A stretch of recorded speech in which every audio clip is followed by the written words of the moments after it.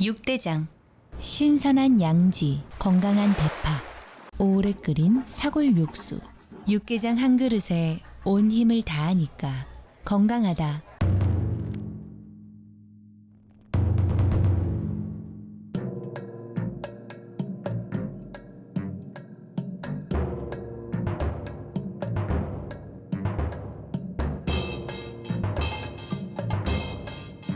육개장은 육대장. 행복한 2월을 선물합니다. 여러분 곁에 라디오 서울이 함께합니다. 강혜신의 오늘의 미국.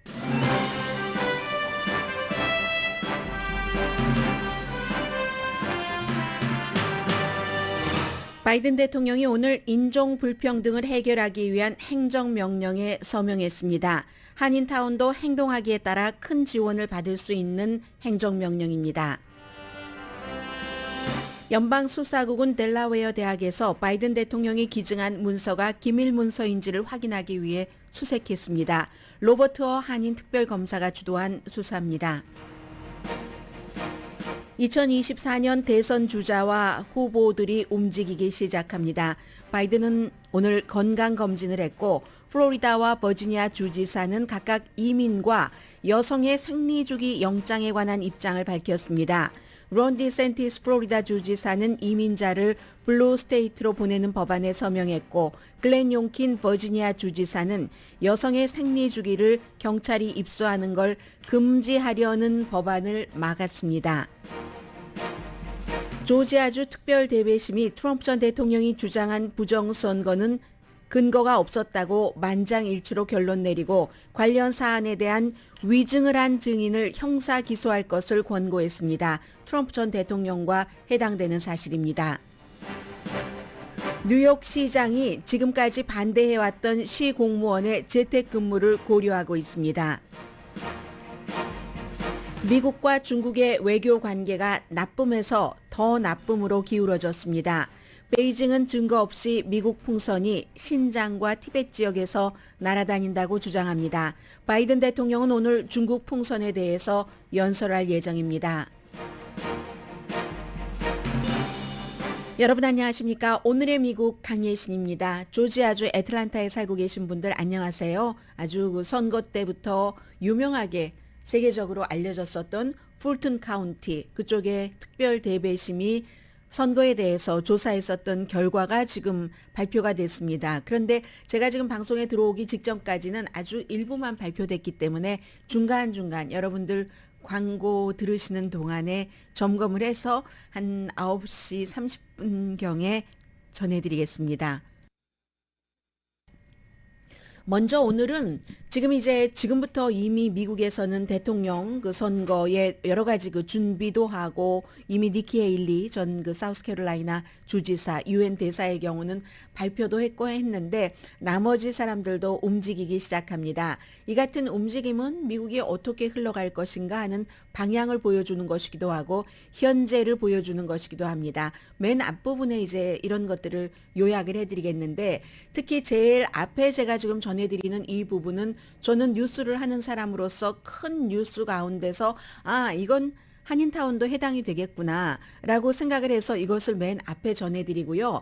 아마 이 뉴스를 들으시는 동안 한인타운에 많은 단체들이 있잖아요.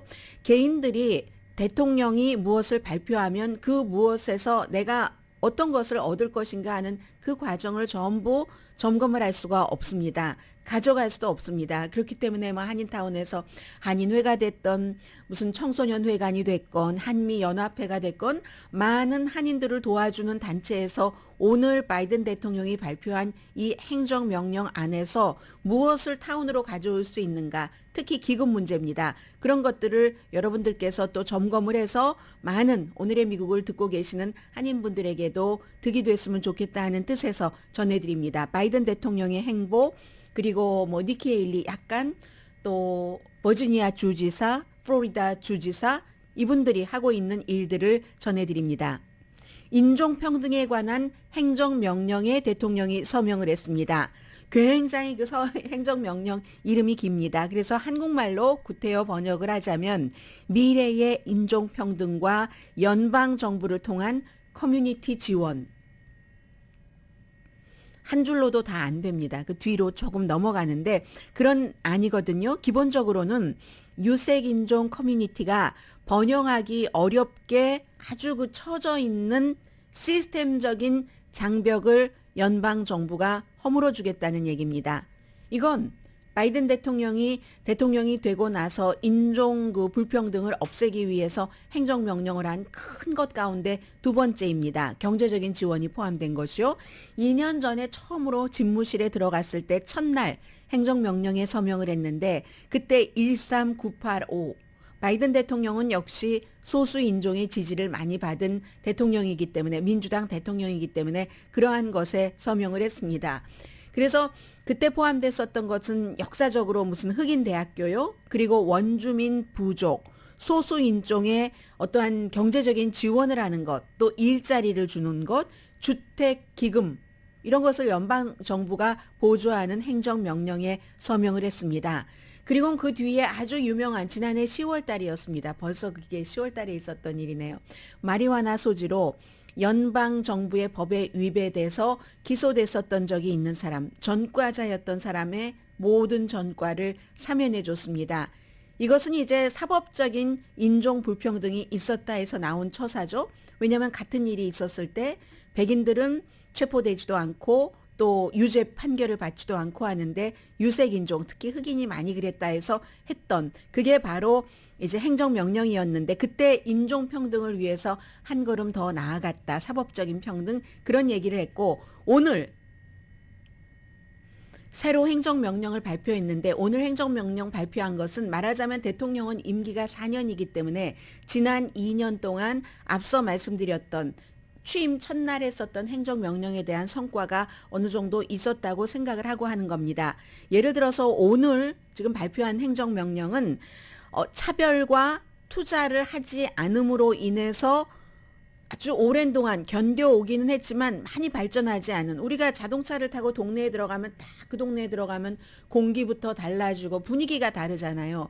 말로 해주지 않지만 부의 상징인 동네, 아닌 동네. 그런데 이런 것들이 저절로 자연스럽게 형성된 것이 아니라 무슨 시정부, 주정부 차원의 무엇도 있었겠지만 연방정부 차원의 큰 기간 산업을 그릴 때에 어떠한 그쪽에는 조금 더 좋게 경제적인 발전이 있고 안락하게 살 수 있도록 그리고 어디는 가면은 이거 자동차 고장 나겠는데 밑에 못 같은 것들이 많이 있을 것 같기도 해. 이런 생각이 드는지요. 이게 그냥 자연스럽게 스스로 허물어진 것이 아니라 연방 정부 차원에서도 벽을 쳐놨다는 겁니다. 그 벽을 이제 허물어 버리겠다. 엄청나게 높은 장벽에서 오랜 동안 살아왔던 사람들. 이렇게 훌륭한 나라 미국, 이렇게 훌륭한 연방 정부가 그 장벽을 채울 책임이 있습니다. 바이든 대통령이 오늘 성명에서 발표한 내용입니다. 그래서 그 같은 장벽을 없애는 정책과 프로그램에 대한 해결책을 제안을 했습니다. 테크놀로지 서비스, 지역에 차별을 두지 않고 지금까지 장벽으로 더 어려웠던 곳에 이번 바이든 행정부 남은 2년 동안 집중한다는 얘기입니다. 장애인들이 조금 더 밖에 나가서 쉽게 접근할 수 있도록 이런 것도 발전된 그런 그 도시에 많이 돼 있었기 때문에 그리고 언어 접근 이 부분은 이제 한인타운에서 여러 가지 봉사활동을 하고 있는 기구에서도 뭔가를 연방정부 기금을 요청을 해서 찾을 수 있는 그런 부분이 되겠죠. 언어 접근. 이제는 과거와는 달리 선거를 치를 때 한국어로도 설명서가 막 나오고 하는데 그것보다 더 아마 실무 일을 하시는 분들은 우리가 이걸 이렇게 신청하면 돈을 이만큼 더 받아서 한인타운에 봉사를 할 수 있겠구나 하는 것이 감이 오실 겁니다. 오늘 행정명령을 자세히 들여다보고 우리 타운에 돈을 가져와 주시길 바랍니다. 연방 기관이 또 무언가 큰 일을 할 때 그 지역사회와 컨설팅을 더 많이 하겠다는 겁니다. 이건 그 지역사회에 뭐가 길이 넓혀주고 뭐가 하고 하는 자금 조달을 해주겠다는 얘기고 그냥 말로만의 컨설팅이 아니라 예산 제한과 규제는 그 커뮤니티에 나쁜 거죠. 좋은 커뮤니티에선 나쁜 것을 받지 않으려고 합니다. 개발에 항상 따라다니는 음과 양 중에서 좋은 커뮤니티는 양만 가져가고 나쁜 커뮤니티는 음을 많이 가져가게 됐는데 그것을 이제 규제를 하고 문화적인 기금 기회 이 내용도 문화적인 기금 기회라고 분명히 영어로 써 있는 것을 제가 한국말로 번역을 했습니다. 한인타운 아직 변변한 한국 문화 역사 박물관 지어지지 못했습니다. 그런 것들이 여러 가지 이유가 있지만 가장 중요한 것은 돈 때문입니다.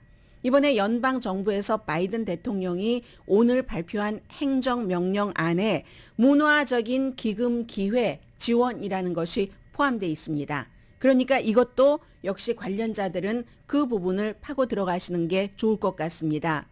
종교가 기반인 조직이 커뮤니티와 같이 일을 하는 것도 연방 정부가 돕겠다. 오늘 바이든 대통령이 행정명령에 포함시킨 내용입니다. 시골 지역 돕겠다는 것 있고요. 또 있습니다. 코리아타운과 연관되는 것이 소수인종의 스몰 비즈니스를 돕기 위한, 여기 모두 다 돈이 들어갑니다. 그런 것들이 있으니까 이게 우리와 해당이 돼? 라고 생각하시는 분들이 어떻게 능력껏 파고 들어가느냐에 따라서 많은 기금을 타운에 가져오실 수 있는 기회가 되리라고 생각됩니다. 그 기회가, 이 기회를 결과로 0으로 만들 수도 있고 100까지, 120까지 끌어올릴 수도 있다고 생각이 됩니다. 선거철입니다.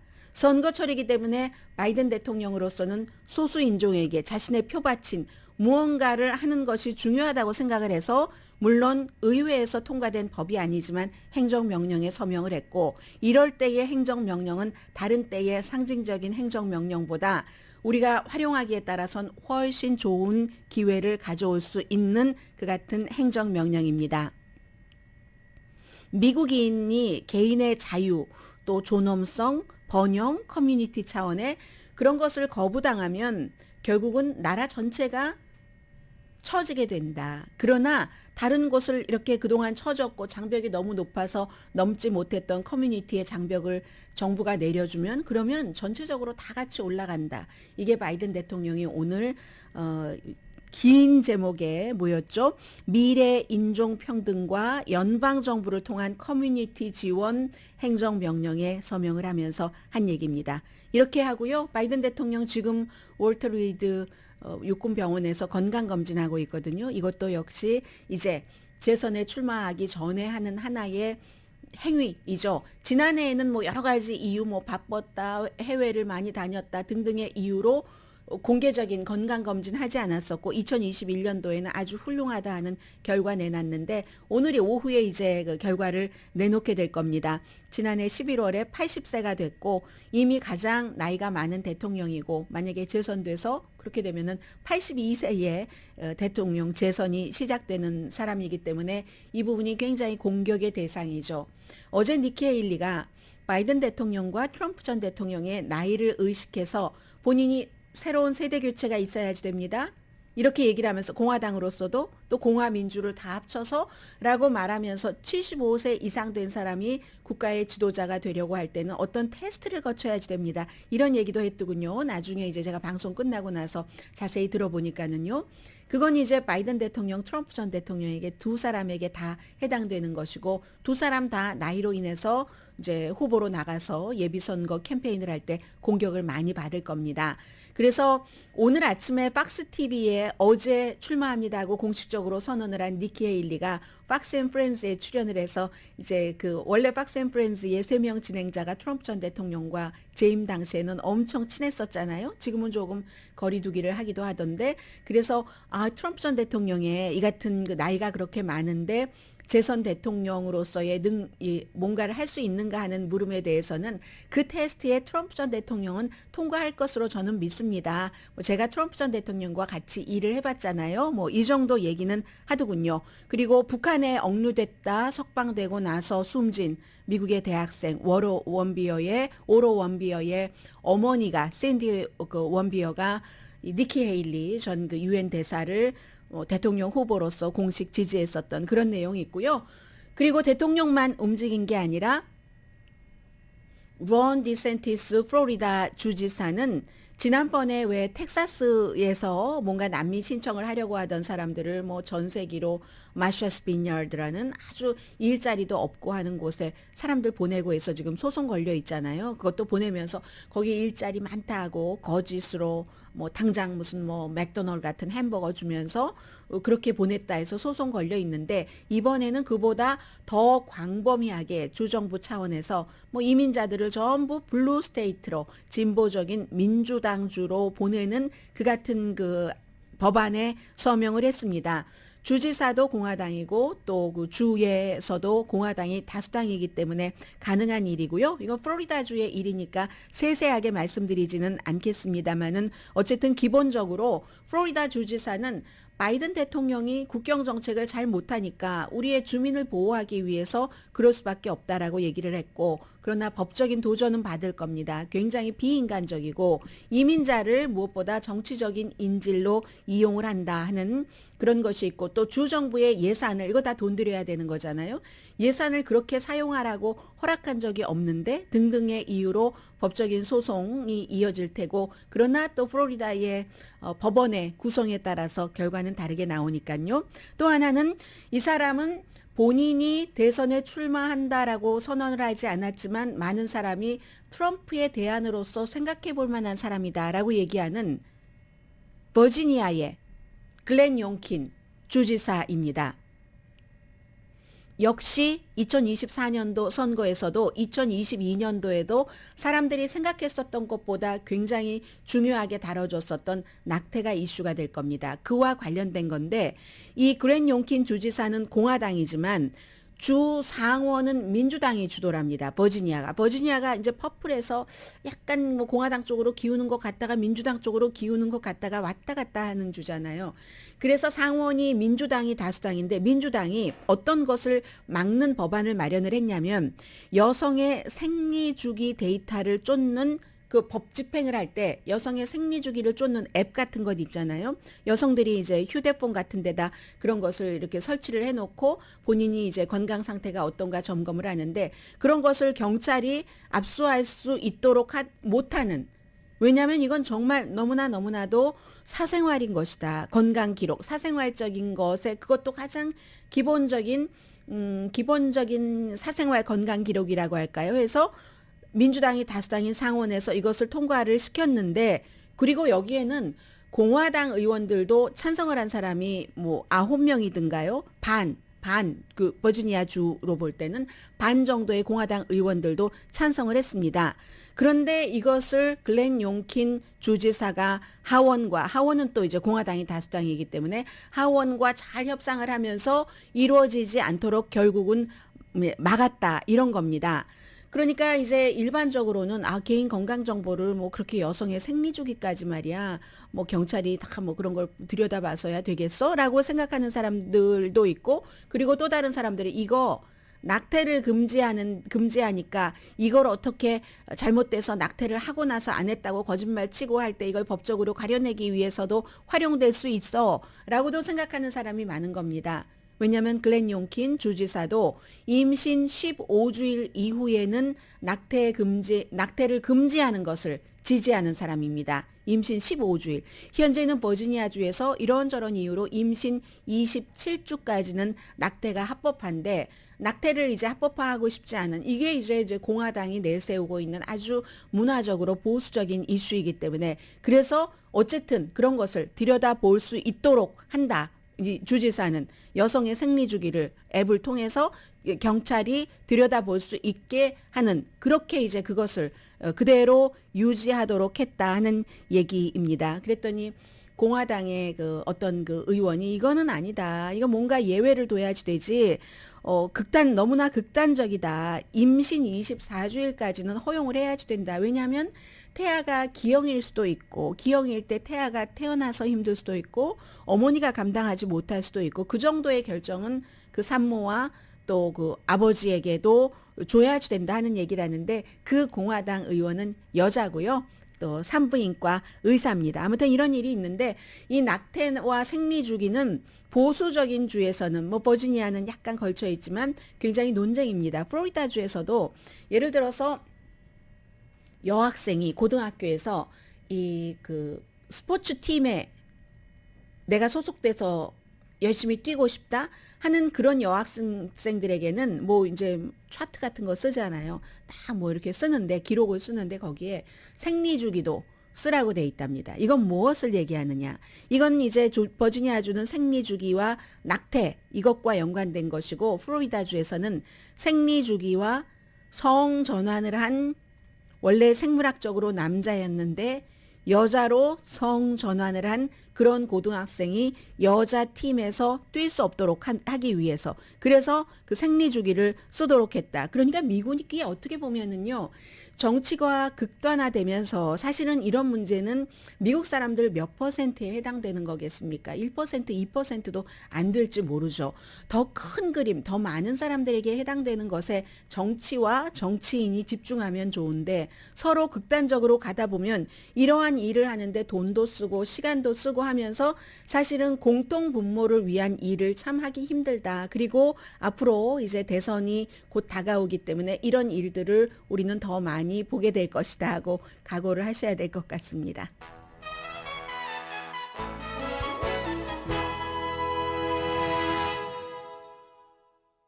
오늘의 미국은 신용의 상징 유한양행 건강식품과 누구나 젊어지는 얼굴 피부과학 셀리온, 이민법 가정법 전문 제인정 종합법률사무소, 프리미엄 고기 쌈밥 전문 레스토랑 쌈, 재래식으로 직접 만든 검정콩 생순두부 수라원 순두부, 총 20억 달러 승소, 교통사고와 상해 전문 브라이언 타필라와 시즈로우 변호사 공동 후원입니다. 잠시 뒤에는 너무 이게 혼돈되는 일입니다. 아직 그 바이든 대통령이 건강검진은 끝났을 것 같은데요. 제가 시간을 계산을 해보면 발표를 하지 않아서 오늘의 미국 끝나고 나서 발표를 할 수도 있고 중국과 미국과의 이 문제에 대해서 지금쯤이면 한 번쯤 뉴스가 너무 많이 나오니까 좀 정리를 해서 마음가짐을 갖고 그 밖의 뉴스들을 들어두시는 게 좋겠다 싶어서 전해드리겠습니다.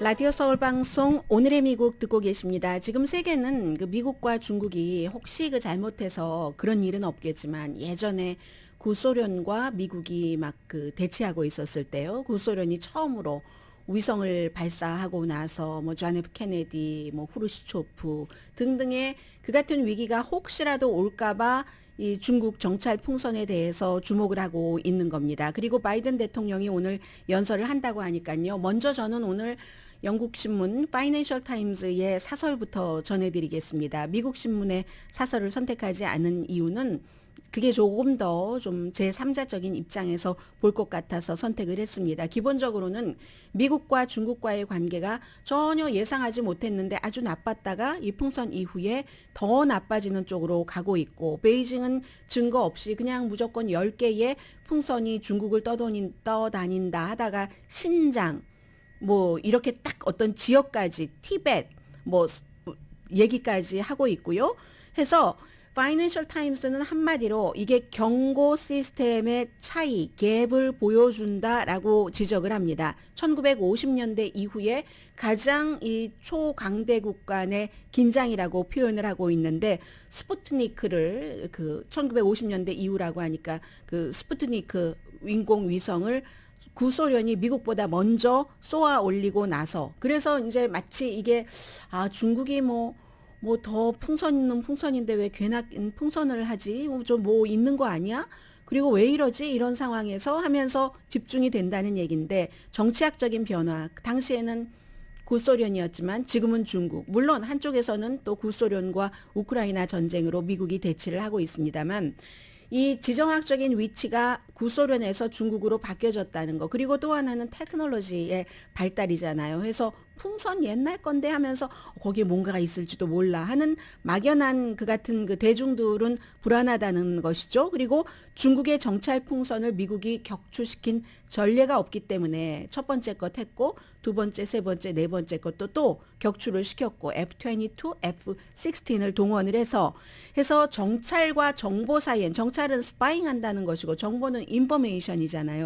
그 사이에 갭이 있지만 아무튼 미국은 기본적으로 파이낸셜 타임스가 1950년대식 경계를 하는 것은 그 정도로 경계하고 행동하는 것은 경계해야지 된다. 이게 미국의 정치인들이 지난번에 며칠 전에 하원에서도 중국을 막 이번 풍선 사건에 대해서 비난하는 결의안이 419대 0 만장일치로 통과됐고 어제 하원에서요. 어제 상원에서도 만장일치로 민주당, 공화당 전부 중국을 비난하는 결의안이 2개가 통과됐습니다. 하나는 공화당 의원이 단독으로 발의를 했고 두 번째는 공화당과 민주당 의원이 공동으로 발의했는데 2개 다 중국 이거 미국 영토를 침공한 것은 주권 침해야 하면서 신랄하게 비난하는 겁니다. 그래서 바이든 대통령이 행동하기가 어려운 거죠. 두 번째, 세 번째, 네 번째 것은 지금 그다지 위협이 되지 않았을 수도 있다라고 얘기를 하지만 또 공화당의 비난 같은 것이 있고 하니까 금방 그걸 격추시켜버린 일이잖아요. 그래서 미국 국방부는 지금 처음에 2월 4일에 노스캐롤라이나 해안에서 격추시킨 그 큰 첫 번째 것은 분명히 센서 등의 장비도 갖고 있기 때문에 정찰 풍선이다라고 얘기를 하고 그리고 어제도 괌과 하와이에 있는 미군 그 기지를 정찰하는 것이 목적이었다라고 판단한다고 밝혔습니다. 두 번째, 세 번째, 네 번째 것은 미스터리. 다만 이게 뭐 외계에서 온 것 아니야? 여기에 대해서만 강하게 지금 아니라고 부정을 하고 있습니다. 백악관도 그렇고 국방부도 그렇고. 그런데 왜 지금까지 트럼프 전 대통령 시대에 알지 못했었던 것이 몇 번 있었다고 하고 그러면 미국 당국도 중국의 그 스파이 풍선 프로그램을 1년 전부터는 적극적으로 거기에 대해서 뭔가를 알아내고 했다고 하는데 왜 레이더 시스템이 뭐 일찍 몰랐는가 기타 등등 뭐 여러 가지 미국 내부에서도 정리되지 않은 일들이 있어 보입니다. 그 부분에 대해서. 그리고 왜 중국도 지금 미국과 잘 지내보려고 하면서 그런 것들을 보냈는가? 정말 실수로 보낸 게 아니야? 해외에서는 이렇게도 보고 있는 거죠. 그게 이제 북미 항공방위사령관인 글렌 그 베너크가 이제 발표한 이런 그 모든 것들. 이게 정말로 위험한 거야? 아니야. 중국이 의도적으로 그런 거야? 아니야. 모든 것들이 아직 정확하게 명확하게 규정되지 않은 상황에서 베너크 그 북미 그 항공방위사령관은 지난해에 초고음속과 잠수한 위험 등도 경고를 했었고 수평선 너머에 무슨 뭐 레이더에 뭐 투자해야지 된다 이런 것을 많이 강조했지만 사실은 그 데이터 자체를 정확하게 식별하는 인공지능 사용도 필요하다. 그러니까 지금 잘 모른다는 거예요. 미국도 정확하게 파악하고 있지 못하는 상태에서 4개를 격추시켜서 하나는 정찰 풍선이라고 딱 인정을 했고 나머지 3개는 뭐라고 이름 부를 수 없는 물체, object라고 얘기를 했다는 얘기입니다. 그래서 이 사건은 미국과 미국 동맹국이 영공과 해상 정찰 능력도 리뷰를 하고 그리고 서로 이거 제일 먼저 영국의 이코노미스트가 강조했었던 부분입니다. 이 서로 무슨 일인가가 있을 때 뭐 딱 격추시켜서 끝내버리고 전화하고 이러지 말고 그러면은 미국 국방장관이 첫 번째 거 격추하고 전화했더니 안 받았잖아요. 중국에서. 그러지 말고 미리 조금 통신을 정확하게 해야지 된다. 그럼 미국에서도 할 말이 있죠. 아니 기상 관측용이라면 그 기상 관측용으로 보냈다는 민간 회사가 우리가 했어요 하고 손 들고 말하면 되는데 그런 거 없지 않느냐라고 얘기를 하잖아요. 그러니까 결국은 과거에 미국과 그 구소련이 막 이제 여러 가지 뭐 미사일 사태 때도 그랬고 이 위성 사태 때도 그랬고 이런 문제가 있었을 때 결국은 서로 대화로 문제를 풀었다는 얘기잖아요. 딱 그 군사적인 충돌이 있는 것을 막기 위해서 지금 미국과 중국은 그런 일을 해야지 된다. 쓸데없이 1950년대처럼 긴장을 확 그 강화시켜서는 안 된다 하는데 어제 상원에서는 미국에서는 그렇게 왜 그리고 더 빨리 격추시키지 않았어라고 얘기를 하고 있습니다. 아무튼 이 파이낸셜 타임스는 이 최근의 사건으로 인해서 그리고 해상에서도 지금 우크라이나를 러시아가 침공한 이후에 그것은 이제 직접 미국과 연관되는 뉴스는 아니기 때문에 저도 전해드리지 않았는데 발티크 해안에서 의문의 폭발 같은 것이 일어났잖아요. 이 그 파이프라인에 송유관에 그러한 것들도 이게 이제는 해상, 영공, 육지뿐만이 아니라 그런 곳에서 과거보다는 더 철저하게 뭔가를 서로 감시하고 기간산업, 그거 바다의 기간산업이잖아요. 송유관도 그런 것을 해야지 되고 서로 일단 그 대화를 먼저 해야지 된다. 뭐 무조건 뭐 격추시키고 이러는 일 이전에 그러려면 대화 통로가 있어야지 되잖아요. 아직까지는 그 같은 대화 통로가 없기 때문에 이번에 주말에 이제 민헨에서 열리는 방위 그 회담에서 미국의 이제 그 국무장관과 중국의 그 카운터파트가 만나서 그러한 문제를 해결을 어느 정도 해야지 긍정적으로 그래야지 스푸트니크가 등장하고 나서 미국과 구소련이 막 긴장했었던 그런 그 경쟁이 전쟁으로 가지 않는 그런 길을 지금 막아야지 될 것이다. 그리고 실제로 그게 중국과 워싱턴의 최고 지도부의 목표이기도 한데 그런데 지금이 이제 미국에서 선거철이니까 바이든 대통령은 이렇게 선거에 집중하고 싶어서 좀 전에 말씀드렸던 것처럼 소수 인종에 대해서 어떤 뭐 인종적인 차별을 없애는 행정명령에 서명도 하고 하는데 공화당으로서는 이게 뭔가를 또 이제 바이든이 못하고 있다. 더 강하게 해야지 된다. 국제적으로도 외교 정책에 있어서 그런 것들을 해야지 되니까 지적을 하고 중국에 대해서는 공화당뿐만이 아니라 민주당에서도 의식하고 있는 정치인들이 많기 때문에 바이든의 입지는 지금 국내에서 여러 가지를 그 긴장을 부추기는 정치적인 세력 때문에 참 어렵다. 그러니까 사실은 파이낸셜 타임스 사설 같은 경우는 일반인들에게 따라 신문은 일반인들이 더 많이 읽잖아요. 어떠한 그 리더보다는 일반인들이 그러한 것들을 어느 정도 알고 있고 여론이라도 침착해야지 바이든 대통령이나 뭐 시진핑 중국 국가주석은 좀 성격이 다르지만 여론에 힘을 입어서 중국이 말하는 과잉 대응 같은 것은 적어도 불필요한 서로의 막 충돌하고 미국이 그렇게 하면 중국에서 또 가만히 있지 않잖아요. 아무리 시진핑이라고 하나 시진핑도 여론을 의식해야 되고 중국 사람들이 아니 왜 우리 것 아니라고 하는데 특히나 통제된 보도만을 접한 중국 사람들은 아니 우리가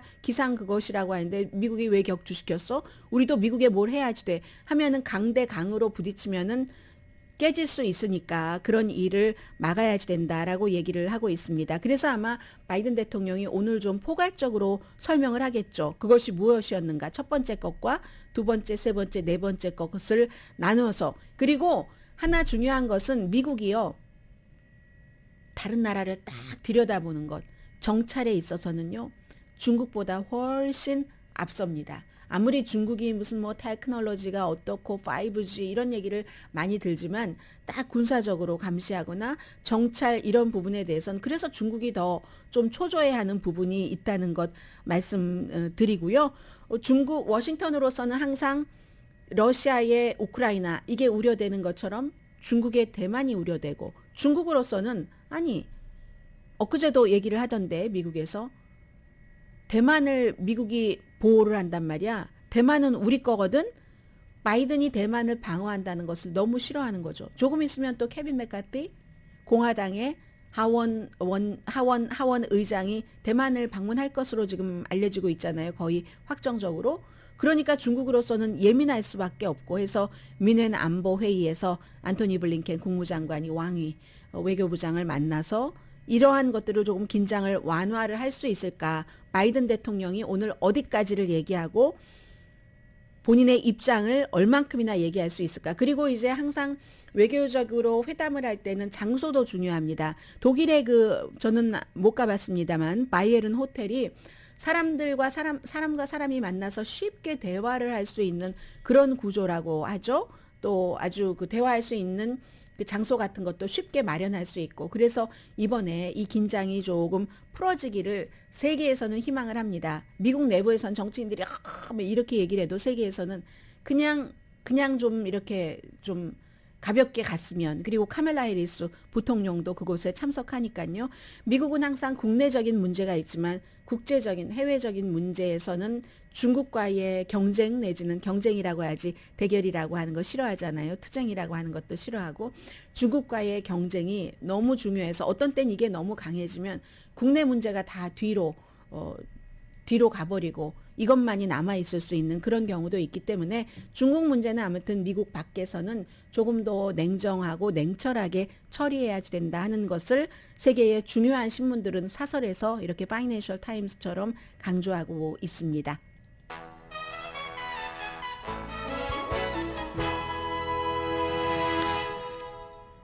소리 났네요. 라디오 서울 방송 오늘의 미국 듣고 계십니다. 뉴욕 시장이 에릭 아담스 시장이 재택근무하는 거 좋아하는 사람이 아닙니다. 뭐 사람마다 다 생각이 다르니까요. 더군다나 공무원이잖아요. 공무원의 수장이기 때문에 재택근무하는 것을 그동안 싫어했는데 공무원의 재택근무를 고려하고 있답니다. 이유가 뭐겠습니까? 공무원이 부족해서 팬데믹 이후에 사람들이 많이 생각이 달라졌는데 민간 분야는 다시 또 그 일자리로 돌아갔습니다. 그런데 공무원은 지금 채워지지 않고 있거든요. 여전히 모자라서 사무실로 가는 것을 저는 뭐 사무실 밖으로 가본 적이 없기 때문에 말이 그렇게 나오네요. 사무실로 가는 것을 원하는 사람이 있지만 그렇지만 늘 그렇게 거기 가서 일하는 것을 원하지 않는 사람이 많아진 겁니다. 한번 재택근무를 해본 사람 가운데서.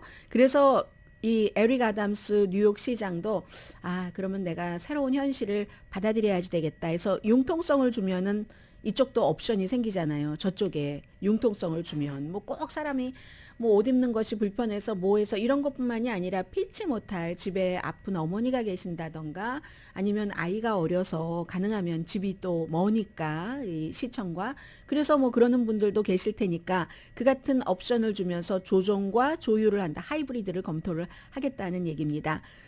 왜냐하면 민간이야 사람이 만약에 모자랐는데 꼭 누군가를 써야지 되면 봉급을 더 준다던가 아니면 무슨 그 보너스를 준다던가 하면 되는데 공무원은 노조가 너무 강해서 어떤 한 사람만을 위해서 새로 고용하는 사람을 위해서 그렇게 할 수가 없기 때문에 그러니까 더 일하는 사람을 구하기가 어려운 겁니다. 요즘 같은 때 특히 뉴욕시가 유난히 민간으로 이 팬데믹 이후에 자리를 옮긴 사람이 많습니다. 워낙에 생활비가 비싸기 때문에 안전하고 그런 곳에서 살고 아이를 교육시키려면 그러려면 공무원 가지고는 안 되는 거죠. 제가 이 부분을 읽으면서 어떤 생각을 해봤냐면 불과 한 몇 년 전까지만 하더라도 한국 분들도 일반 그 한국 분들이 버는 돈보다 공무원이 훨씬 많고 은퇴했을 때의 연금은 물론이고 그 당시에도 공무원이 워낙에 그 봉급이 많기 때문에 특히 캘리포니아주 더 그렇고요. 그래서 너무 부러워했는데 뉴욕은 역시 세계의 재정의 수도 맞습니다. 공무원과 민간 분야에서 일하는 사람의 수입 차이가 너무 큰 거예요. 뉴욕은 뭐든지 하면 넘버원이잖아요. 무슨 재정 마켓도 그렇고 아니면 패션도 그렇고 문화 이쪽에서도 그렇고 그렇기 때문에 이 공무원이 봉급을 당할 수가 없으니까 그렇게라도 융통성이라도 줘야지 되겠다 하는 얘기를 하고 있습니다. 얼마 전에 그 뉴요커들에게 이 시장이 뭐라고 얘기를 했냐면은 사무실로 돌아와서 뉴욕의 경제를 살리도록 도와주십시오 하고 호소했는데 하루 종일 파자마만 입고 계실 수 있겠습니까 했는데 그게 호소한다고 될 일입니까? 돈이 연관된 일인데요. 돈은 돈으로 해결을 해야죠. 호소할 일이 따로 있죠. 그래서 결국은 에릭 아담스 시장이 뜻을 굽히는 쪽으로 가는가 봅니다. 그리고 이제 조지아주 얘기 조금 나오고 있는데요. 이것은 결국은 왜 중요하냐면 트럼프 전 대통령에 대한 기소? 그러면 트럼프 전 대통령은 이미 2024년도에 대선에 출마했다고 하는데 이거 어떻게 되는 거지? 아무도 모릅니다. 그 뒤에는. 그래서 중요한 겁니다. 조지아주의 특별 대배심이 여러 직업군에 있는 26명입니다. 만장일치로 2020년 대통령 선거에서 조지아주에서 대대적인 부정선거가 없었다 하고 결론을 내렸습니다. 그리고 그 같은 것을 조사하는 과정에서 적어도 1명이나 2명이 위증을 했다. 그러니까 이 풀튼 카운티 가장 이제 사람이 많고 유권자가 많은 그런 곳이죠. 풀튼 카운티 검사에게 그 사람들을 형사 기소해야 된다라고 권고를 했습니다. 권고를 이제 거의 따르지만 어떻게 할지 모르고 지금 풀 리포트는 아직 다 나오지는 않았습니다만은 일부 공개된 게 이게 이제 핵심적인 내용입니다. 그러면 누가 기소되겠습니까? 트럼프 전 대통령이나 트럼프 전 대통령의 측근들, 특히 이제 루돌프 줄리아니 전 뉴욕 시장, 트럼프의 개인 변호사였으니까 이런 사람들이 해당될 수 있는 거고 트럼프 전 대통령도 그 당시에 조지아주의 총무처 장관에게 직접 전화를 걸어서 한 표만 더 만들어내세요. 11,780표, 한 표 더 많은. 그거를 찾아내면 내가 16개 다 갔습니다. 그래도 대통령 안 됩니다. 다른 주에서 모자랐기 때문에 그렇게 이제 요청을 했었던 트럼프 전 대통령 기소까지 갈 것인가? 그럼 만약에 기소가 된다면 트럼프의 지지자들은 얼마나 또 분노할 것이며 그로 인해서 오히려 더 좋은가? 그럼 형사 기소된 사람이 대선에 출마할 수 있는가? 이런 많은 문제들 아직까지 트럼프 전 대통령 거기까지 계산을 할 계제는 아닙니다. 그런데 이 문제는 결국은 끝에는 트럼프 전 대통령이 있다. 이 부분에서 굉장히 중요하고요. 오늘 이제 뉴스가 진행되면서 시간이 흐르면서 더 많은 내용들이 나올 것 같습니다. 잠시 뒤에는 또 한 번에 전해드리기 힘든 뉴스를 전해드려야지 되는 시간이 왔네요.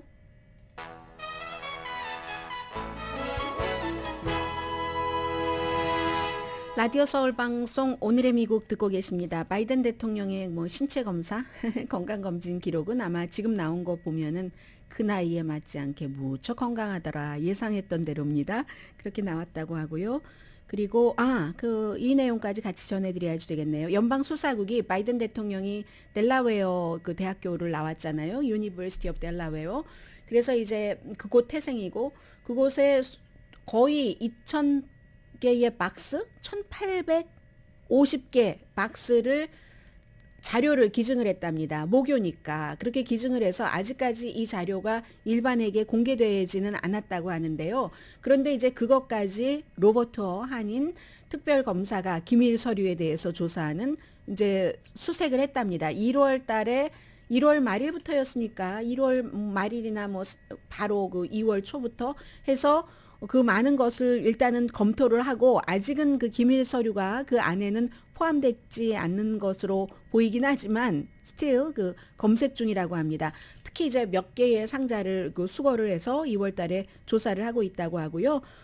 아무튼 이렇습니다. 이런 일들이고 그런데 이제 제가 180박스나 갔다고 하니까 대학도 바이든 전 대통령과 인연이 있으니까 그런 것을 받은 것이고 받은 자료에 대해서는 또 대학교가 홍보를 해야지 되니까 실제보다 아주 막 크게 이렇게 얘기하면 델라웨어 대학교에서 뭐라고 하실까요? 이제 홍보를 조금 더 이거 아주 중요한 겁니다 하고 하지 않을까 이런 생각도 해봤는데 그래서 또 중요한 것들이 나올 수도 있고 아무튼 1,850박스라고 하니까 그러니까 그 1,850박스 전부를 그 본인이 부통령이던 시절에 상원 의원이던 시절에 다 받는지 안 받는지는 모르겠습니다만은 분량이 많기는 많습니다. 엄청. 그런데 아마 여러분과 제가 그동안 썼었던 많은 종이라든가 컴퓨터 이런 그 페이지 숫자를 조회해봐도 엄청나게 많기는 할 것 같습니다.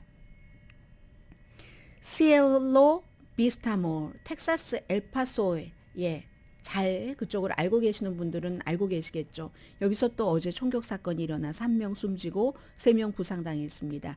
4명 피해자 모두 남자고 2명은 중태랍니다. 용의자가 2명 다 체포됐는데 한 사람은 그 경비원과 비번 경관들에 의해서 체포가 됐고 당연히 이것도 지금 동기는 수사 중인데 월마트 가까이에 있는데 바로 가까이에 월마트가 있는데 그 월마트에서 미국 역사상 가장 많은 사상자가 나온 23명이 숨진 2019년에 최악의 총격 사건이 발생을 했습니다. 그런데 이걸 보면은요, 어제 그 총격 사건 현장에 있었던 많은 사람들이 내가 그때 월마트에도 서서 그 총격 사건을 봤었는데 또 이런 걸 당해 하고 그렇게 얘기하는 사람들 이제 한 번이 아니라 2번, 3번 이런 총격 사건을 겪는 사람들이 굉장히 많은 미국이 됐다는 것도 전해드립니다.